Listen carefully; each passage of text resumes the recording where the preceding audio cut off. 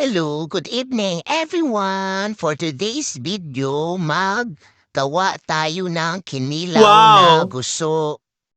At ito na po mga kasisilabs, nakahiwa na po yung sibuyas sa kaluya. At ito na rin po ang guso. Hinahanda na po ni Idol at nagpapakulo na po siya ng init tubig.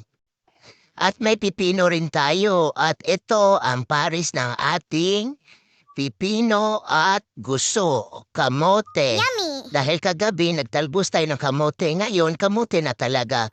At ito na po, tinimplehan na po ni Idol ang ating Wow! kinilaw na guso.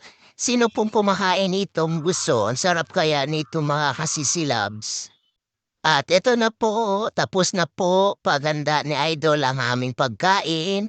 At meron tayong guso, meron tayong pipino at kamote. At marami pong salamat sa lahat pong laging nanonood sa aking mga video. Tara, kain na po tayo mga kasisilabs.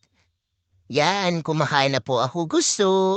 Wow, sarap!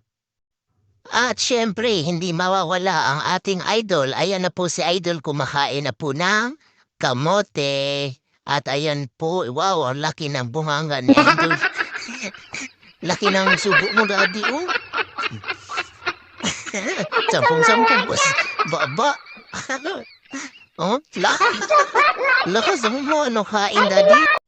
At hanggang dito na lang po, mga kasisilab. Marami pong salamat sa inyong lahat. Thank you for watching, everyone. Bye-bye!